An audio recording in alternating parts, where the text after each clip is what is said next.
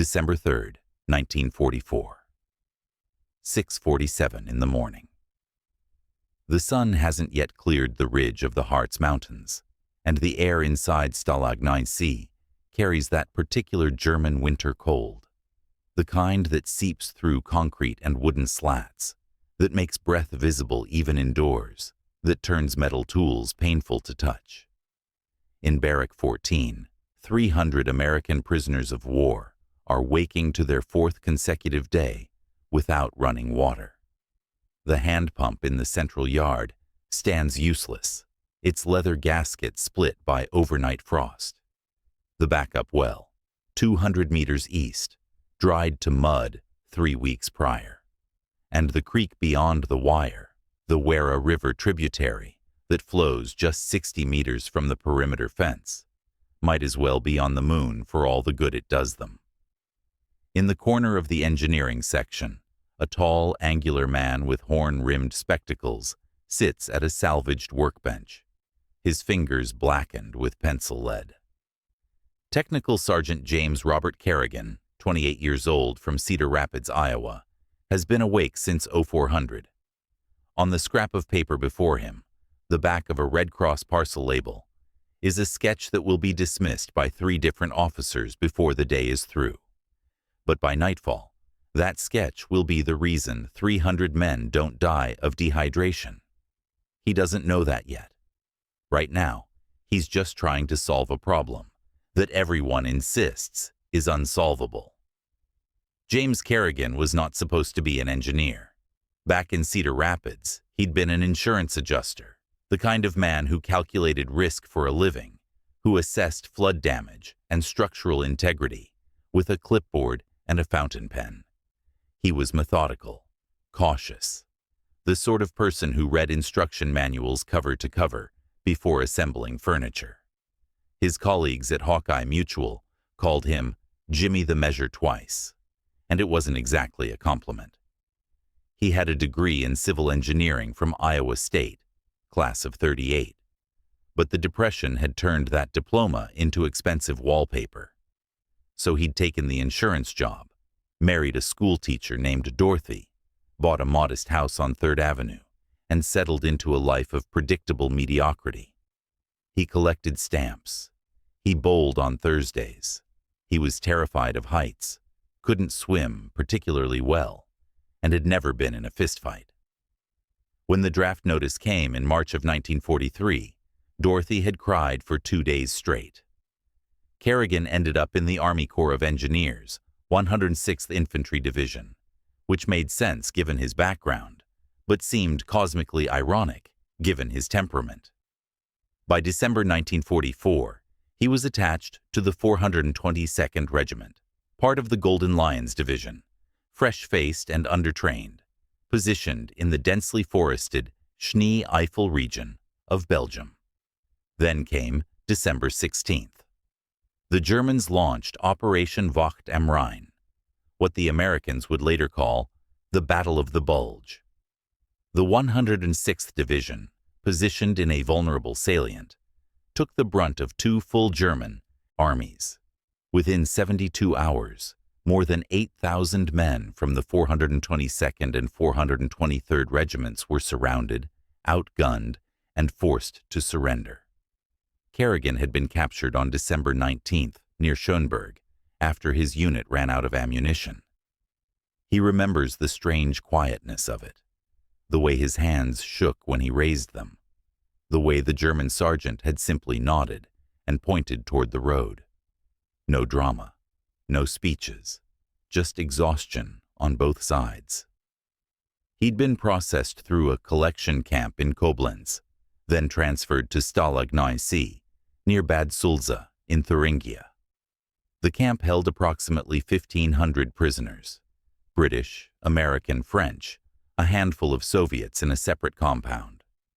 The Americans, recent arrivals from the Ardennes disaster, occupied the newest section, Barrack 14, and its surrounding buildings. That's where Kerrigan discovered that being an engineer in a POW camp meant something entirely different than it had in Cedar Rapids. It meant you were the person people turned to When the stove wouldn't draw properly, when the latrine backed up, when someone needed to calculate how to make a chess set from boot leather and wire. It meant you were responsible for problems you couldn't solve with a clipboard and a fountain pen. By December 1944, the German war machine was collapsing from within, but its bureaucratic skeleton remained remarkably intact. Stalag IX-C operated, at least nominally, under the Geneva Convention guidelines, but operated under and complied with were two different things. The camp had been designed for 800 prisoners. It now held nearly double that. The Red Cross parcels, which were supposed to arrive weekly, came every 2 weeks if the prisoners were lucky. The German guards, mostly older men, and those deemed unfit for frontline service, were themselves on reduced rations. The coal allocation for heating had been cut by 40% in November. But the real crisis was water. The camp's original well system had been engineered for pre-war capacity. A deep well with an electric pump served the main compound, while a backup hand pump in the central yard accessed a shallower aquifer. Under normal circumstances, this provided adequate water for drinking, cooking, and minimal washing. These were not normal circumstances. The electrical grid in Thuringia had become increasingly unreliable. Power outages occurred daily, sometimes lasting hours. When the main pump failed, everyone relied on the hand pump. But the hand pump's leather gaskets, which should have been replaced in October, had deteriorated. And the backup well to the east, a desperate excavation from September, had hit clay and limestone instead of water table. On November 29th, the main pump failed during an extended power outage. The hand pump lasted another 24 hours before its gasket split completely. The camp engineer, a Hauptmann named Dietrich, who'd lost his left arm at Stalingrad, had ordered repairs, but replacement parts required authorization from the district command in Weimar. Authorization took time measured in forms, stamps, countersignatures. Meanwhile, 300 American POWs in Barrack 14 were rationed to half a canteen of water per day. A pint, 16 ounces, enough to drink, barely, but not enough to cook the dehydrated vegetables from the Red Cross parcels, not enough to wash, not enough to maintain any semblance of hygiene. By December 3rd, men were eating snow. They were boiling urine to reclaim water vapor. 2 prisoners had collapsed from dehydration. The camp doctor, a British captain named Thornberry, had informed the commandant that dysentery was inevitable within a week if the situation didn't improve. The Werra tributary flowed just beyond the fence. Clear, cold, abundant, 60 meters away. It might as well have been 60 miles. The problem wasn't access to the river. The problem was getting the water from the river into the camp without violating half a dozen German regulations, without creating a security risk, and without equipment that didn't exist. The commandant, Oberst Heinrich Vogel, was a career logistics officer who'd spent most of the war managing supply depots. He was neither cruel nor kind, merely administrative. When the British senior POW officer suggested digging a trench from the river to the camp, Vogel pointed out that any excavation approaching the perimeter fence required approval from Berlin.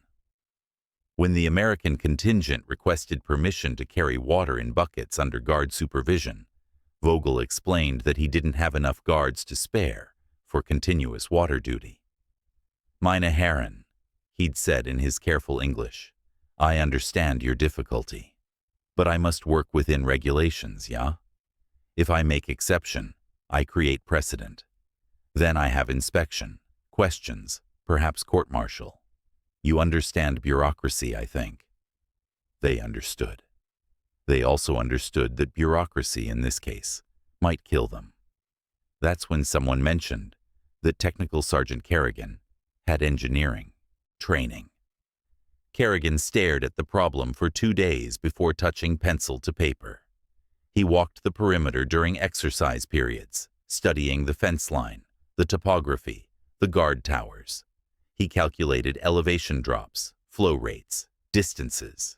He asked the guards questions in his halting German, careful, non-threatening questions about existing pipes, drainage systems, anything that might already connect the river to the camp infrastructure. He learned that the camp's sewage system, a concrete pipe buried 3 feet underground, ran from the latrine building to a septic field approximately 80 meters south. From there, overflow drained into a natural gully that eventually fed into the Werra. He learned that the river sat approximately 4 meters lower in elevation than the camp's central yard. He learned that there was a coal delivery chute, unused since November, when coal shipments became irregular, that led from ground level down into the camp's basement storage area. And he learned that the German camp engineer, Hauptmann Dietrich, was a mining engineer from Essen who'd spent the 1930s designing ventilation systems for the Ruhr coalfields. On the morning of December 3rd, Kerrigan made his sketch. It showed a gravity-fed siphon system using the existing sewage pipe in reverse. The concept was simple. If they could create a sealed connection from the river to the sewage pipe's outlet, water would flow backward into the camp, driven by gravity and elevation differential. The water wouldn't be potable initially. The sewage pipe was contaminated. But if they could flush the system continuously for 48 hours, then install basic filtration at the intake point, they could establish a reliable water source. The coal chute, properly lined, could serve as a cistern. From there, they could bucket carry water to the Barrack. The entire system required no electricity, no pumps, no new excavation near the fence line. It used only existing infrastructure. Kerrigan showed his sketch to the senior American officer, Captain Paul Hendricks. Hendricks looked at it for 30 seconds. "Sergeant, this is the sewage pipe." "Yes, sir." "You want to run drinking water through a sewage pipe?" "After extensive flushing, yes, sir. The system's been dry for weeks. Most contamination is surface residue, with continuous flow and basic sand filtration." "It's insane." "It's physics, sir." Hendricks shook his head. "Even if it works, and I'm not saying it would, the Germans will never approve it. This requires opening the pipe, accessing the river, creating what they'll see as a potential escape route. Vogel won't authorize it." Kerrigan adjusted his spectacles. "Then we don't ask Vogel, we ask Dietrich." The meeting took place in the camp engineering office, a cramped room in the administrative building that smelled of machine oil and stale tobacco. Hauptmann Dietrich sat behind a battered desk, his empty left sleeve pinned neatly at the shoulder, his remaining hand holding a cigarette. He was perhaps 45, with iron-gray hair and the perpetually tired eyes of someone who'd seen too much and slept too little. Kerrigan entered with Captain Hendricks and the British senior officer, squadron leader, Geoffrey Markham. The German looked up without enthusiasm. "Meine Herren, I am told you have solution for water problem." His English was precise, accented, faintly skeptical. Kerrigan stepped forward and placed his sketch on the desk. Dietrich studied it while smoking. The silence stretched. Ash fell onto the paper. Finally, he spoke. "This is sewage pipe." "Yes, Hauptmann." "You wish to drink from sewage pipe. After proper flushing and filtration, yes." Dietrich tapped the sketch. "You are engineer?" "Civil engineer, Hauptmann, Iowa State University." "So, you understand pressure differential, hydraulic gradient?" "Yes, sir." Dietrich leaned back, his expression unreadable. "This system, it is clever, unconventional. It uses existing infrastructure, requires no new security risk." He paused. It is also, how do you say, completely verrückt. Crazy. It will work, Hauptmann. Perhaps. Perhaps not. Dietrich stubbed out his cigarette. But even if working, I cannot authorize. Oberst Vogel must approve. And Oberst Vogel... He made a gesture of helplessness. Oberst Vogel approves nothing without forms, inspections, approval from Weimar. By time approval comes, you are all dead from thirst or dysentery, and I am transferred to Russian front for incompetence. Kerrigan felt the opportunity slipping away. Hauptmann, with respect, what if there were a way to implement this as a temporary emergency measure, something that doesn't require official approval because it's framed as routine maintenance? Dietrich's eyes narrowed. Explain. The sewage system requires periodic inspection and cleaning, correct? That's standard protocol, even under wartime conditions. What if you ordered a system flush to prevent blockages, using river water as the flushing medium? During this maintenance procedure, the water naturally flows into the camp's existing cistern. If it happens to be clean enough for use afterward, well, that's just a fortunate side effect of proper maintenance. The room fell silent. Squadron Leader Markham cleared his throat. That's rather creative accounting, Sergeant. Dietrich stared at Kerrigan for a long moment. Then, remarkably, he smiled. It was a small, weary smile, but genuine. You are insurance man in civilian life, yeah? You understand how to work within regulations while working around them. Yes, Hauptmann. Dietrich picked up the sketch again, studying it more carefully now. His finger traced the proposed pipe route, the elevation markers, the filtration system. You have calculated flow rate? Approximately 40 liters per minute, given the elevation differential and pipe diameter. That's 2,400 liters per hour, enough to fill the coal chute cistern in 6 hours and provide continuous supply thereafter. And filtration? Sand and gravel from the riverbed, layered in wooden crates at the intake point. Not perfect, but sufficient to remove particulates. We'd need to boil the water initially, but after 72 hours of continuous flow, the pipe contamination should be negligible. Dietrich nodded slowly. You have thought this through. I've had time, Hauptmann. Another silence. Then Dietrich stood, walked to a filing cabinet, and pulled out a maintenance logbook. He opened it, wrote something, then looked up.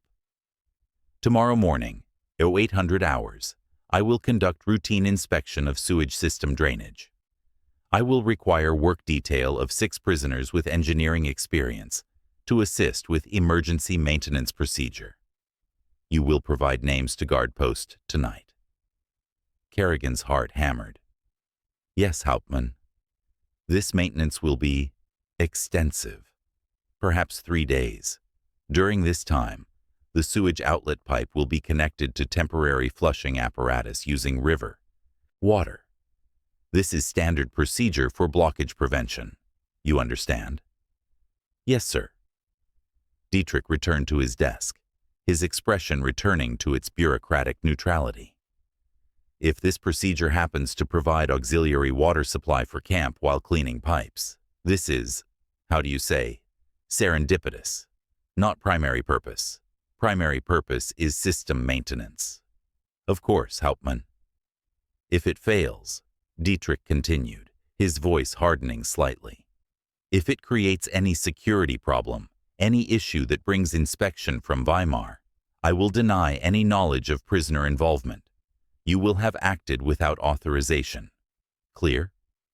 Crystal clear, Hauptmann. Dietrich waved them toward the door. Then we understand each other. Dismissed. They worked through the night, preparing.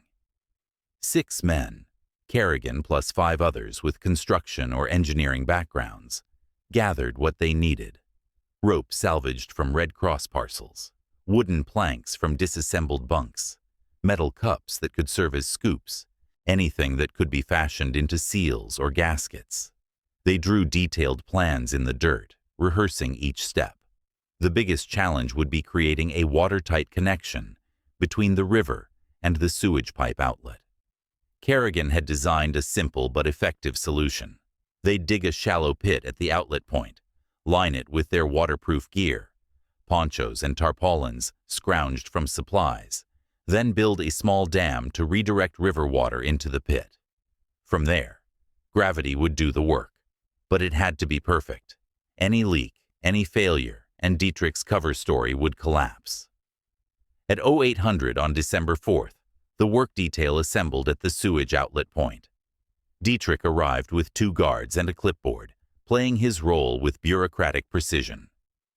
"Gentlemen," he announced in English, "we will conduct emergency maintenance of drainage system. You will follow my instructions exactly. Any deviation will result in immediate return to Barrack and disciplinary action."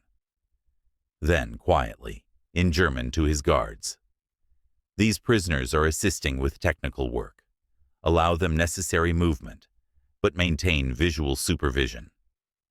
The guards nodded, bored. This was just another detail, another day.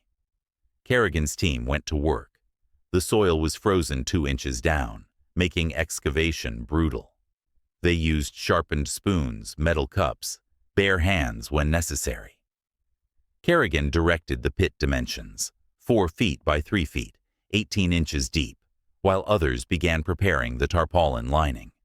The sewage pipe outlet was exactly where the German maintenance records indicated, a concrete pipe 10 inches in diameter, emerging from the ground at a 45-degree angle.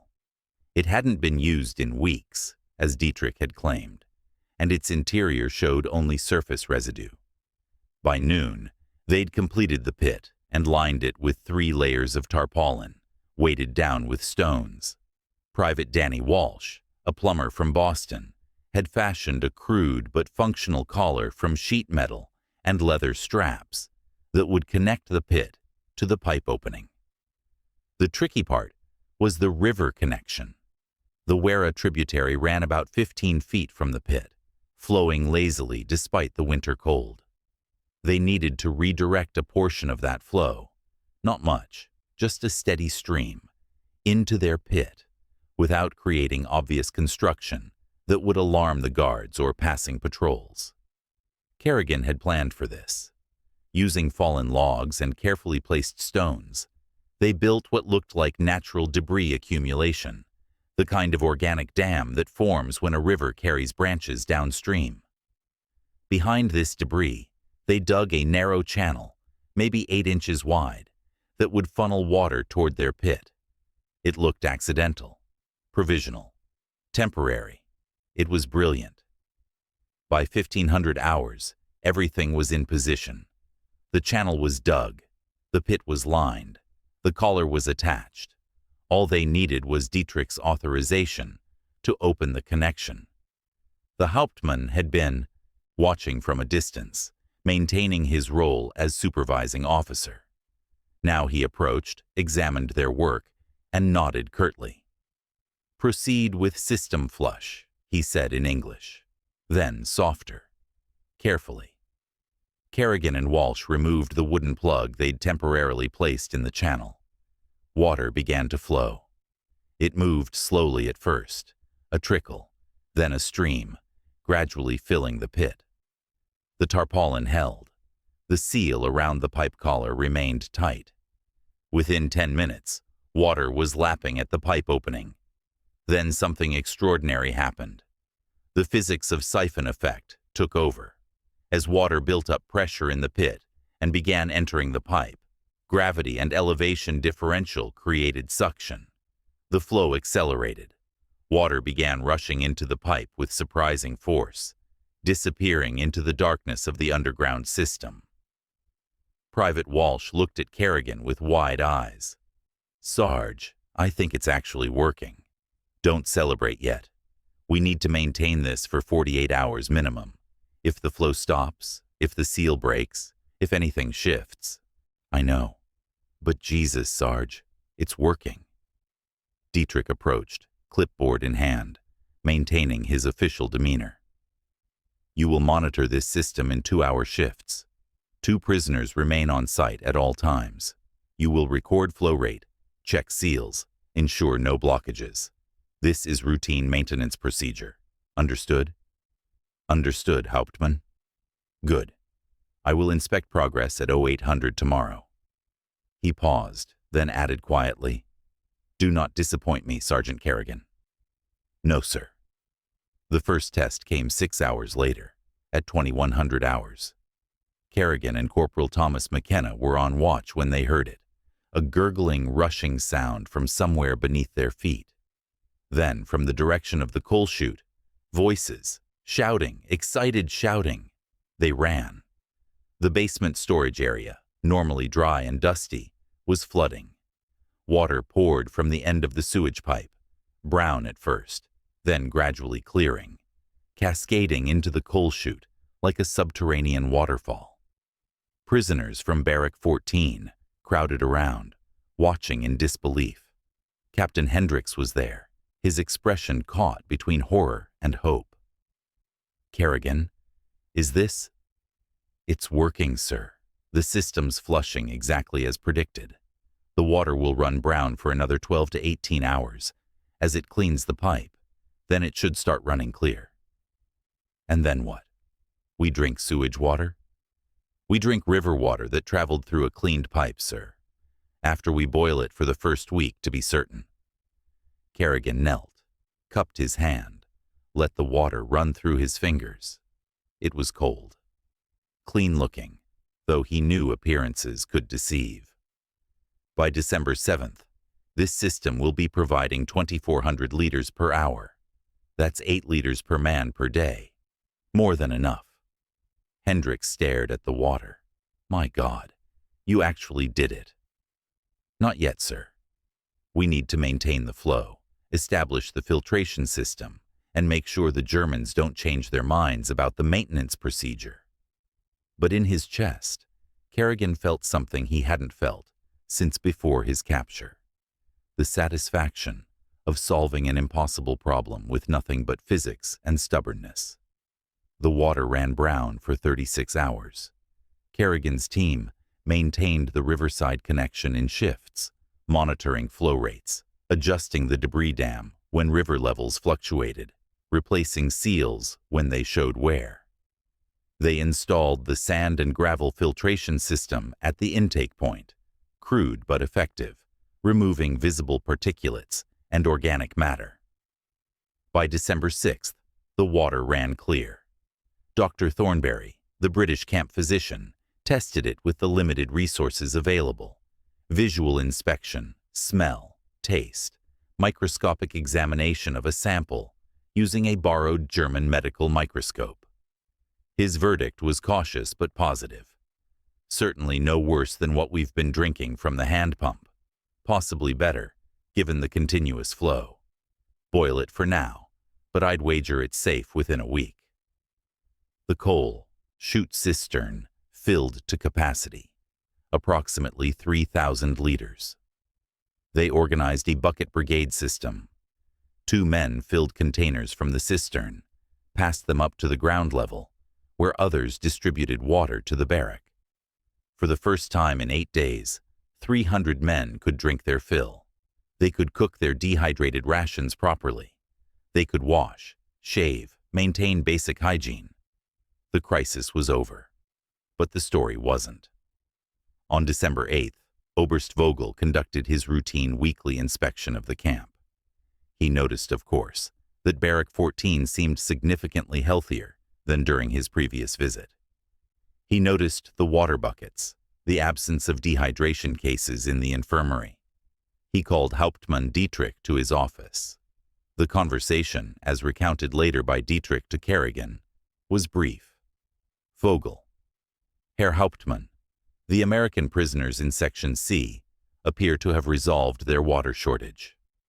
Dietrich: "Ja, Herr Oberst, most fortunate." Vogel: "Fortunate how?" Dietrich: "During routine maintenance of sewage system, we discovered that flushing with river water improved drainage and, incidentally, provided auxiliary water supply.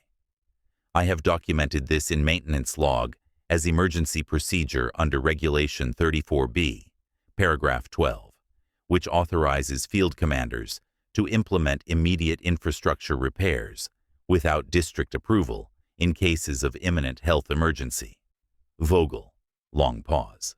Regulation 34B, paragraph 12. Dietrich, Ja, Herr Oberst. Subsection regarding expedited maintenance protocols. Vogel, longer pause. This was your decision? Dietrich, entirely my responsibility, Herr Oberst. If there is problem, I accept full accountability. Vogel studied his subordinate for a long moment. Then, remarkably, he signed the maintenance log without further comment. Later, Dietrich told Kerrigan, "He is not stupid, man.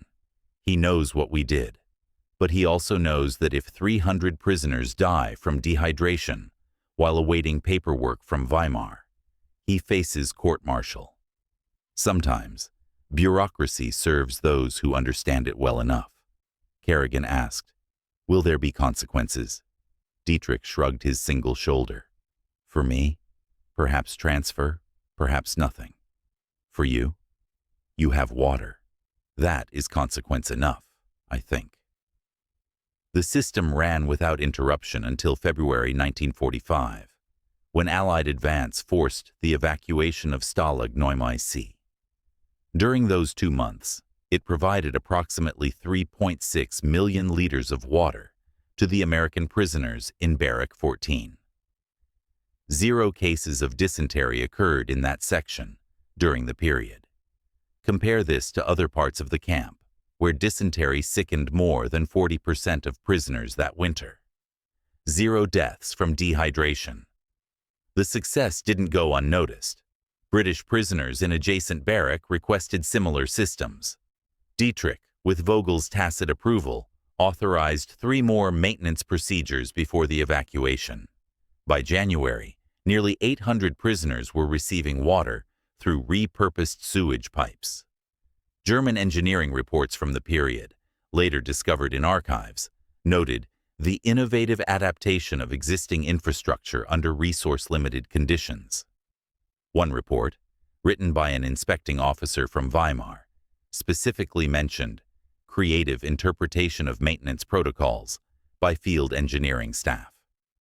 No one was court-martialed. No one was reprimanded. The war was ending, bureaucracy was collapsing, and survival had become more important than paperwork. James Kerrigan was liberated on April 12, 1945, when elements of the U.S. Third Army reached Bad Sulza. He weighed 127 pounds, down from his capture weight of 168, but he was alive, functional, and in better health than most of his fellow prisoners. He returned to Cedar Rapids in June, to Dorothy and the house on 3rd Avenue. He resumed his position at Hawkeye Mutual Insurance. He went back to bowling on Thursdays, collecting stamps, living his life of quiet predictability. He never spoke publicly about the sewage pipe system. When friends asked about his POW experience, he offered vague platitudes. It wasn't pleasant, but we managed. Dorothy knew better than to press him. The war was over. There were houses to buy, children to raise, futures to plan. Kerrigan died in 1987, at age 71, from complications of emphysema. His obituary in the Cedar Rapids Gazette mentioned his military service. Served with distinction in the Army Corps of Engineers during World War II, held as POW 1944-1945, but included no details. The story might have ended there, forgotten, except for a remarkable coincidence. In 2003, a German graduate student named Klaus Behrens was researching his thesis on improvised engineering solutions in POW camps. He discovered Hauptmann Dietrich's maintenance logs in the German Federal Archives, including detailed sketches and notes about the Emergency Water System Implementation, December 1944. Behrens tracked down surviving prisoners from Stalag IX-C. One of them, Danny Walsh, the Boston plumber who'd built the pipe collar, was still alive at 82. Walsh remembered everything. The frozen ground, the tarpaulin pit, the moment water started flowing, and especially the bespectacled sergeant from Iowa who'd designed the whole thing. Jimmy Kerrigan, Walsh told Barons, quietest guy in the barrack, never raised his voice, never bragged. But when you had a problem, really had a problem, he was the guy you wanted. Barons published his findings in a 2005 paper, Pragmatic Adaptations, Collaborative Engineering Solutions in Stalag IX-C, 1944-1945. The paper noted that the water system's success represented a remarkable instance of cross-cultural cooperation under duress, where German and American engineers prioritized practical problem-solving over political ideology. A copy of the paper found its way to the Cedar Rapids Public Library, where it sits in the local history section. Next to it is a folder containing James Kerrigan's Army service records, his engineering degree from Iowa State, and a single photograph. A man in uniform, tall and angular, wearing horn-rimmed spectacles, looking uncomfortable in front of the camera. There is no monument, no plaque. The site of Stalag IX-C is now farmland, the Barrack foundations long since demolished. The Werra tributary still flows, oblivious to its brief role in keeping 300 men alive through a brutal German winter. What the story reveals isn't heroism in the conventional sense. Kerrigan didn't storm machine gun nests or lead daring escapes. He solved a plumbing problem. But in that solution lies something more profound: the stubborn human insistence on survival through practical intelligence, the refusal to accept impossible when physics suggests otherwise, the collaboration between enemies who recognized that death from bureaucracy was still death, regardless of which side signed the paperwork. Dietrich risked his career, possibly his life, given the paranoid final months of the Third Reich, to authorize a system that benefited prisoners.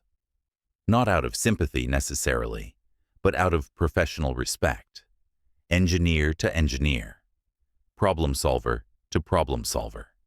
And Kerrigan, the insurance adjuster from Iowa, who was terrified of heights and couldn't swim particularly well, who'd spent his civilian life calculating risks and assessing damage, found himself in a situation where his careful, methodical mind meant the difference between life and death for 300 men. He never called himself a hero. According to his daughter Susan, whom Barons interviewed in 2004, Kerrigan would sometimes mention the water problem at Stalag IX-C, usually when discussing the importance of understanding physics and working within regulations rather than against them. He'd say, "Most problems aren't impossible, they're just poorly framed," Susan recalled. Then he'd go back to reading his newspaper,